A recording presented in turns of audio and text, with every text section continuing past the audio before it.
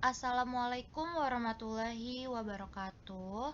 Perkenalkan, nama saya Dita Lutfia Puspadewi dengan NPM 22130420016. Di sini saya akan mempresentasikan atau menganalisis frasa yang saya temukan dalam kehidupan sehari-hari, yaitu saya mengambil contoh buku tulis.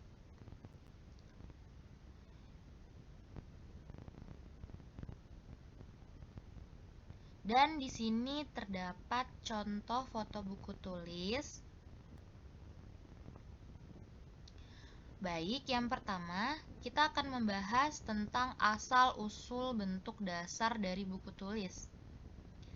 Asal-usul secara kata, buku berasal dari kata boek atau bahasa Belanda yang berarti book dalam bahasa Inggris. Lalu, kata buku ini memasuki kosakata bahasa Indonesia pada masa kolonial Belanda. Selanjutnya, kata tulis berasal dari bahasa Austronesia lama, yaitu dari kata Proto-Malaik tulis yang berarti menulis atau tanda. Kata tulis sudah merupakan kata asli bahasa Melayu atau bahasa Indonesia.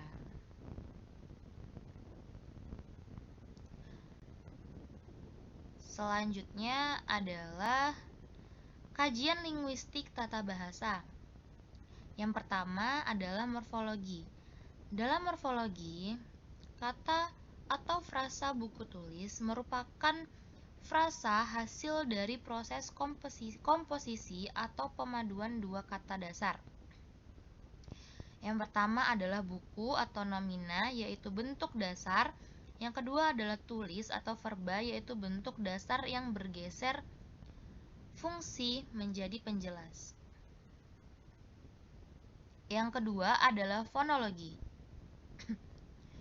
Dalam fonologi, buku tulis diucapkan sesuai dengan sistem bunyi bahasa Indonesia dari buku tulis. Semua bunyi mengikuti pola fonologi bahasa Indonesia. Terdapat ciri-ciri fonologis. Yang pertama, tidak ada asimilasi atau perubahan bunyi. Yang kedua, terdapat vokal U dan vokal I, lalu konsonan B, K, T, I, dan S, dan pola silaba atau CF, konsonan vowel. Pengucapan stabil dan mudah karena sesuai dengan pola bunyi bahasa Indonesia. Yang ketiga adalah sintaksis atau kedudukan dalam kalimat. Sebagai frasa nominal, buku tulis dapat berfungsi sebagai yang pertama adalah sebagai subjek. Contohnya, buku tulis itu milik adik. Yang kedua adalah objek. Contohnya, ibu membeli buku tulis baru. Yang ketiga adalah pelengkap atau keterangan. Dengan kalimat, harga buku tulis itu sangat murah. Yang keempat adalah semantik atau makna. Menurut KBBI atau Kamus Besar Bahasa Indonesia, buku tulis bermakna buku yang digunakan untuk menulis. Artinya mengandung makna denotatif atau makna leksikal langsung sebagai benda fisik yang berfungsi untuk menulis.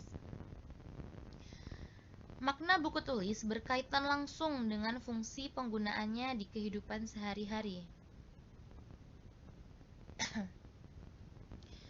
Yang kelima adalah pragmatik. Dalam konteks komunikasi sehari-hari, pemakaian buku tulis sangat umum ditemukan dalam berbagai situasi, baik formal maupun non-formal. Yang pertama, dalam konteks formal, digunakan dalam percakapan sehari-hari di rumah, di sekolah, toko alat tulis, dan lain-lain. Serta dalam konteks formal digunakan dalam dokumen resmi, buku pelajaran, laporan pembelian, ataupun daftar inventaris sekolah dan sebagainya. Selanjutnya adalah perbandingan linguistik antara buku tulis bahasa Indonesia dan notebook bahasa Inggris. Yang pertama adalah kelas kata atau part of speech. Dalam kedua bahasa, istilah ini digunakan sebagai kata benda atau nomina. Dalam bahasa Indonesia, buku tulis selalu digunakan sebagai nomina. Contohnya, saya membeli buku tulis baru. Tidak mengalami perubahan kelas kata dan hanya sebagai benda. Lalu dalam bahasa Inggris, notebook juga digunakan sebagai noun. Contoh, I have a new notebook. Sama seperti dalam bahasa Indonesia, tidak bisa berubah menjadi verba. Yang kedua adalah morfologi atau pembentukan kata. Secara morfologis, buku tulis dan notebook dibentuk melalui proses yang berbeda. Dalam bahasa Indonesia, buku tulis dibentuk dari dua kata dasar, yaitu buku sebagai monomina plus tulis sebagai verba atau penjelas fungsi.